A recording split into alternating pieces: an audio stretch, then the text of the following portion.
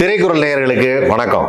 வாரம் வெள்ளிக்கிழமை நிறைய படங்கள் ரிலீஸ் ஆகும். அந்த படங்கள்லாம் பார்த்துட்டு அந்த படம் எப்படி இருந்தது அப்படிங்கிறத நான் உங்கள்கிட்ட வழக்கமாக பகிர்ந்துட்டு வரேன். அந்த வகையில் இந்த வாரம் நான் பார்த்த ஒரு படம், ஆனால் இது போன வாரம் ரிலீஸ் ஆச்சு. இந்த படத்தை எனக்கு பார்க்கறதுக்கு நேரம் இல்லாமல் போயிடுச்சு. அந்த வகையில் அனுக்கிரகன் அப்படிங்கிற ஒரு படம். இந்த படத்தை பற்றி சொல்லணும்னு பார்த்தீங்கன்னா, இந்த படத்தோட ட்ரெய்லர் பார்க்கும்போதே எனக்கு ஒரு பெரிய கியூரியாசிட்டி இருந்தது. இந்த கியூரியாசிட்டி என்ன அப்படின்னா, இந்த படத்துடைய கதை ஒரு வித்தியாசமான கதையாக இருந்தது அந்த ட்ரெய்லர் பார்க்குறப்போ. அப்போ இந்த படத்தை கண்டிப்பாக பார்க்கணுமே, இந்த படத்தில் ஏதாவது இருக்கும் அப்படின்னு சொல்லிட்டு நானும் தியேட்டர் போனேன். என்னுடைய எதிர்பார்ப்பை ஓரளவுக்கு நிறைவேற்றி வச்சிருச்சு இந்த படம். அந்த படத்துடைய இயக்குனர் சுந்தர் கிருஷ் அவருடைய முதல் படம் அது. அதுக்கப்புறம் அந்த படத்துடைய producer Muruganandam Veera and Shanmuga Priya, அவங்க ரெண்டு பேரும் தான் அந்த படத்துடைய ப்ரொடியூசர்ஸ். அண்ட் இந்த படத்துடைய music director Rehan and cinematographer Vinoth Gandhi, K Sathishkumar editor. இந்த படத்தில் நடிச்சிருந்தது யார் அப்படின்னு பார்த்தீங்கன்னா, விஜய் கிருஷ்ணா அப்படின்னு சொல்லிட்டு ஒருத்தர். அவர் தான் ஆக்டர், ஒரு மெயின் கேரக்டர் பண்ணியிருக்காரு. அதுக்கப்புறம் செகண்ட் லீடா முரளி ராதாகிருஷ்ணன். இவர் நிறைய திரைப்படங்களில் நீங்கள் பார்த்துருக்கலாம். அதே சமயத்தில் தொலைக்காட்சியில் தொடர்களில் நிறைய நடிச்சிருக்காரு. அதுக்கப்புறம் ஸ்ருதி ராமகிருஷ்ணன், அவங்க இதில் ஹீரோயினாக பண்ணியிருக்காங்க. தீபா உமாபதியும் ஹீரோயினாக பண்ணியிருக்காங்க. அதுக்கப்புறம் ராகவன் முருகன், அவர் சின்ன பையன் கேரக்டர். இந்த பையனையும் நிறைய படத்தில் பார்த்துருக்கலாம். அப்புறம் ஹேமன் முருகானந்தம், அவரும் படத்தில் நடிச்சிருக்காரு. நிஷால் சுந்தர், அதுக்கப்புறம் கிஷோர் ராஜ்குமார், அதுக்கப்புறம் பாரிவாசன், இவங்கெல்லாம் இந்த படத்துடைய நடிகர்கள். ஓகே, இப்போ இந்த படத்தை பற்றி சொல்லணும் அப்படின்னு பார்க்குறப்போ, இந்த கதை அப்படி என்ன சார், இந்த ட்ரெய்லர் பார்த்தோன்னா உங்களுக்கு பயங்கர கியூரியஸ் ஆச்சு இந்த படத்தை பார்க்குறதுக்கு அப்படின்னு நீங்கள் யோசிக்கலாம். கதை என்ன அப்படின்னு பார்த்தீங்கன்னா, ஒரு ஃபேமிலி, ஹஸ்பண்ட் ஒய்ஃப் அண்ட் அவங்க தான் ஹீரோ ஹீரோயின். அவங்களுக்கு ஒரு பையன். அந்த பையன் ஸ்கூல் படிச்சுட்டு இருக்கும்போது அவ்வப்போது அவங்க அப்பாவோட பேசுகிறப்ப அவங்க அம்மா நிறைய விஷயங்கள் சொல்கிறா. சின்ன வயசில் நான் இப்படி தாண்டா அந்த கோயிலுக்கு வருவேன், எங்கள் அப்பாவுக்கு இது கிடைக்காம போயிடுச்சு, அது கிடைக்காம போயிடுச்சுன்னு ஒன்றுனா சொல்லும்போது, அந்த பையன் அவங்க அப்பாவை ரொம்ப ரொம்ப நேசிக்கிறான். I love you my dad, அந்த மாதிரி ஒரு கேரக்டர். ஸோ அப்பாவுக்கு என்ன கிடைக்காம போச்சு அப்படின்னு பார்க்குறப்ப அந்த அப்பாவை பற்றி தெரிஞ்சுக்கணும்னு ஆசைப்பட்றான். தெரிஞ்சுக்கணும்னு ஆசைப்பட்டா அப்பாவுக்கு சின்ன வயசு, ரொம்ப கஷ்டப்படுற ஒரு சின்ன வயசு, சாப்பாட்டுக்கு வழி இல்லை, ஒரு மாதிரி படிக்கிற இதில் செருப்பு போடுறத விட வசதி இல்லை, அப்படிப்பட்ட ஒரு வயசில் ரொம்ப கஷ்டப்பட்டு படித்தவர்.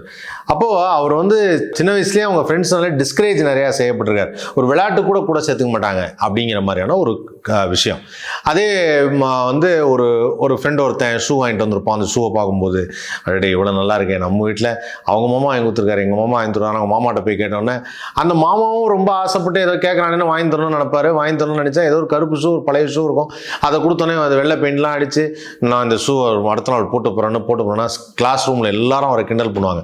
அதுக்கப்புறம் விளையாட்டுக்கு போனால் யாருமே சேர்த்துக்க மாட்டாங்க. போகிறோம் டீம் செட் ஆகிடுச்சு, நீ வேணாம் அப்படின்னு. இதெல்லாம் யாருன்னா, இந்த படத்தில் அந்த அப்பா கேரக்டரில் வரல, அவருடைய சின்ன வயசு கதை. இந்த சின்ன வயசு கதை எதுக்கு இப்படி காமிக்கிறாங்க அப்படின்னு யோசிக்கும் போது, இந்த பையன், அதாவது என்னன்னா, இந்த அப்பா அம்மாவுக்கு பிறந்த பையன் இருக்கான் இல்லையா, அவன் தான் அவங்க அப்பா பற்றி கேட்குறான், அந்த கதையை கேட்குறான்.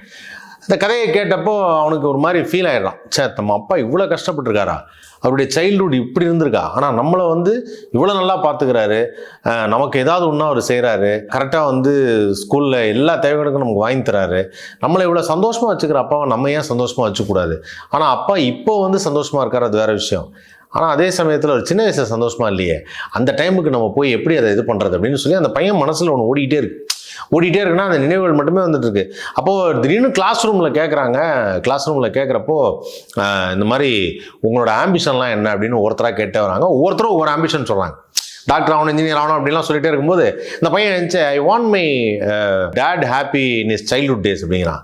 என்ன சைல்ட்ஹுட் டேஸ், உங்கள் அப்பாவோட சைல்ட்ஹுட் டேஸ் இதை நீ எப்படி போய் பண்ணுவ அப்படின்னு சொல்லி எல்லாரும் சொல்கிறாங்க. There comes a fantasy point of the story. ஒரு ஃபேண்டசியான ஒரு விஷயம் என்னன்னா, கடவுள் நேரில் வராரு, காட்சி அளிக்கிறார். கடவுள்னாலும் கடவுள் ஒரு சின்ன பையனாக வராரு. கடவுள்னா உடனே அதுக்கு ஒரு கேரக்டர் அவர் குழந்தாய் உனக்கு என்ன வேண்டும் கேள் அப்படியெல்லாம் கிடையாது. கடவுளே குழந்தையா வராரு.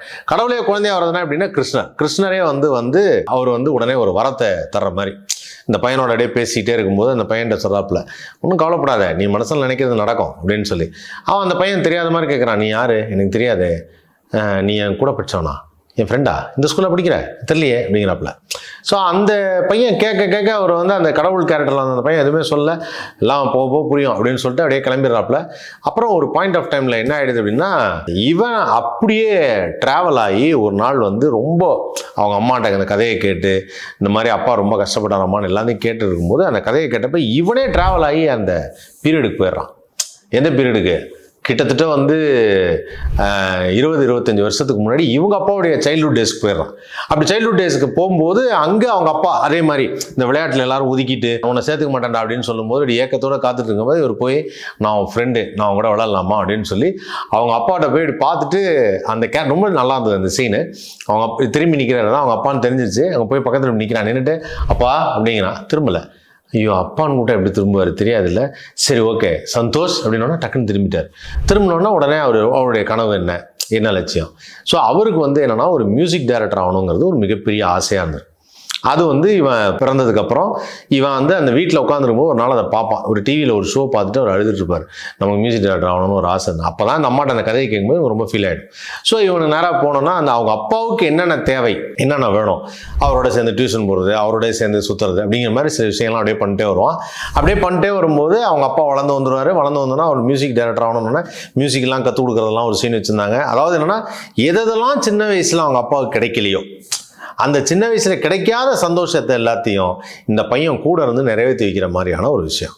That is very emotional. அதாவது எல்லார் வீட்லையுமே அவங்க அப்பா சொல்லுவாங்க, நான் எவ்வளோ கஷ்டப்பட்டு படித்தேன் தெரியுமா, எவ்வளோ கஷ்டப்பட்டு வேலைக்கு போனேன் தெரியுமா, நான் படிக்கும்போது அதெல்லாம் எனக்கு கிடைக்கல தெரியுமா அப்படின்னு நிறையா சொல்லுவாங்க.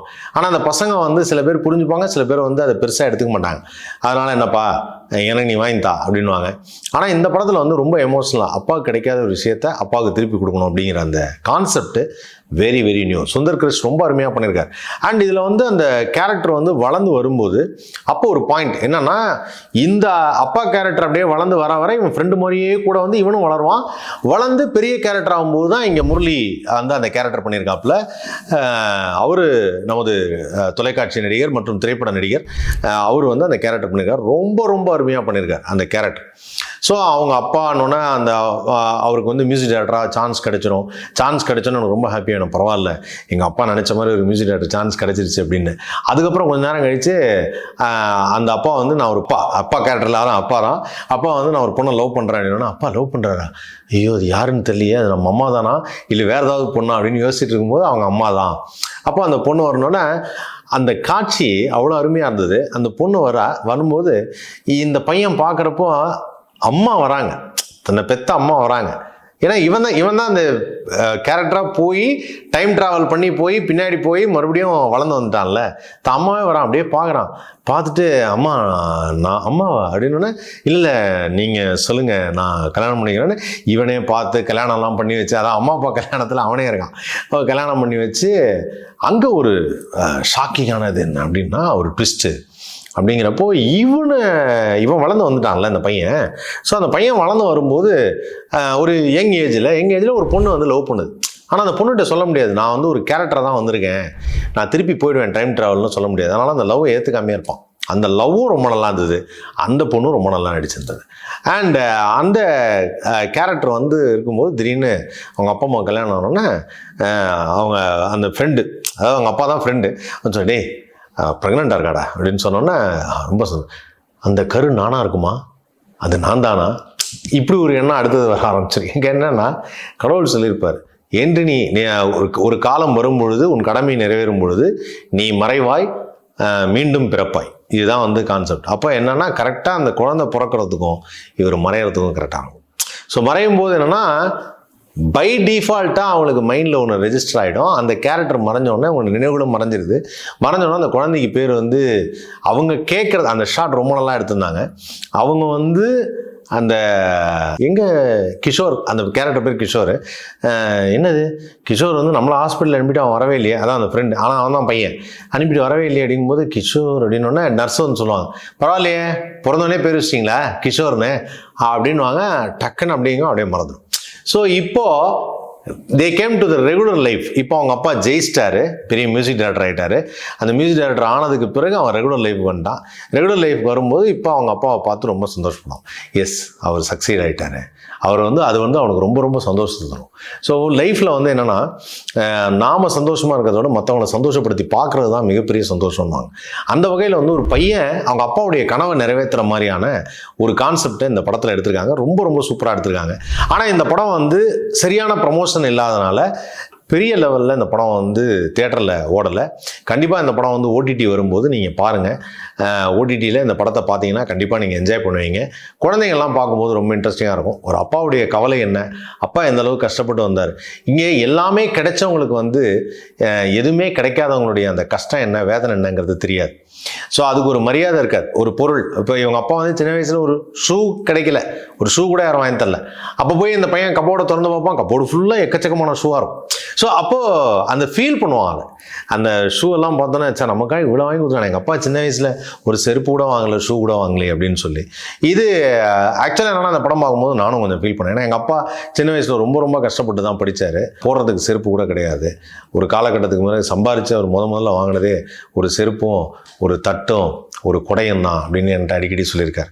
இன்றைக்கி எனக்கு நான் வந்து எங்கேயாவது போய் குடை வாங்கி அந்த குடையை கையில் வச்சுருந்தேன்னா எனக்கு அந்த ஞாபகம் வந்துடும். தட்டை பார்க்கும்போதெல்லாம் எங்கள் அப்பா ஞாபகம் வந்துடும். அதனால் எனக்கு வந்து அந்த செருப்பு, குடை, தட்டு அப்படிங்கிறது ஒரு முக்கியமான ஒரு விஷயமா அன்றைக்கி முதல்ல சம்பளம் வாங்கினப்போ எனக்கு தோணுச்சுப்பா. அப்போ நம்ம வீட்டில் ஒரு நல்ல தட்டு கூட இல்லை அப்படின்னார். அவ்வளோ கஷ்டப்பட்டு வந்தவர் தான். அப்போ அவருடைய சைல்ட்ஹுட் டேஸ் போய் என்னால் அவரை திருப்திப்படுத்த முடியாது. ஆனால் இப்போ இருக்கிற காலகட்டத்தில் அவருக்கு என்னென்னலாம் பிடிக்கும் அப்படிங்கிறத நான் செஞ்சிட்ருக்கோம். இதுதான் எல்லாரும் செய்கிறது. எங்கள் அப்பாவுக்கு இதெல்லாம் வாங்கி தருது. பட் இந்த படம் பார்க்குறப்ப இல்லை, நமக்குள்ளே ஒரு எமோஷனல் ஆகிடுச்சு. சார் எங்கள் அப்பாவோட சைல்ட்ஹுட் டேஸ் போய் அவருக்கு பிடிச்சதெல்லாம் செஞ்சால் எவ்வளோ நல்லாயிருக்கும். ஏன்னா நமக்காக அவ்வளோ செய்கிறாரே, நம்மளை அவ்வளோ நல்லா பார்த்துக்கிறாரே, அவருக்கெல்லாம் பிடிச்சதெல்லாம் செஞ்சால் எப்படி இருக்கும் அப்படின்னு சொல்லிட்டு ஒரு அருமையான படம் அனுகிரகன். இந்த படத்தில் நடித்த முரளி அண்ட் இந்த படத்தில் நடித்த எல்லா கேரக்டர்ஸும், முரளி வந்து டிவியில் ஒர்க் பண்ணியிருக்காரு, சீரியல்லாம் பண்ணியிருக்காருங்கிறதுனால எனக்கு நல்லா தெரியும்.